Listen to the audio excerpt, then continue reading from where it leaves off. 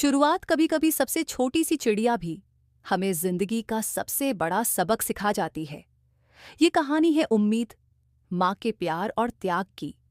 एक ऐसी चिड़िया की जिसकी आवाज आज भी दिल को छू जाती है। भावनात्मक चिड़िया की कहानी एक हरे भरे जंगल के किनारे एक पुराने आम के पेड़ पर एक छोटी सी चिड़िया रहती थी।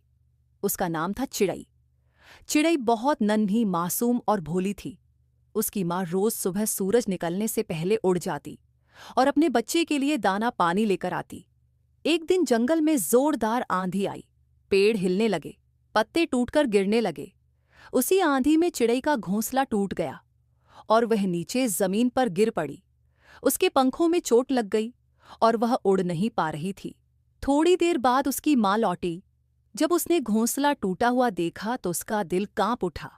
वह इधर उधर उड़कर अपनी बच्ची को ढूंढने लगी। आखिरकार उसने चिड़ई को झाड़ियों में घायल हालत में देखा।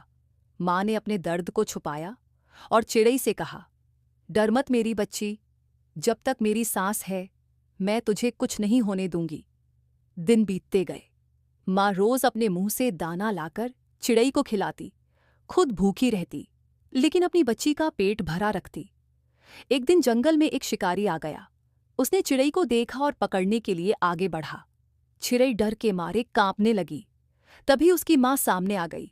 उसने जान की परवाह किए बिना शिकारी का ध्यान अपनी ओर खींच लिया। वह घायल हो गई, लेकिन शिकारी चिड़ई तक नहीं पहुंच पाया। कुछ दिनों बाद चिड़ई के पंख ठीक हो गए। जब वह उड़ने लगी तब उसने देखा कि उसकी माँ अब उड़ नहीं पा रही थी। चिड़ई की आंखों से आंसू बहने लगे।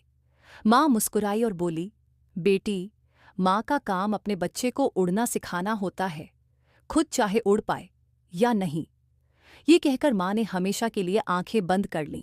चिड़ई आज भी उस पेड़ के पास उड़ती है और हर सुबह आसमान में एक चक्कर लगाकर अपनी माँ को याद करती है। सीख, माँ का प्यार कभी कुछ नहीं मांगता, बस देना जानता है। अगर आपके पास माँ है तो उसकी कदर जरूर कीजिए।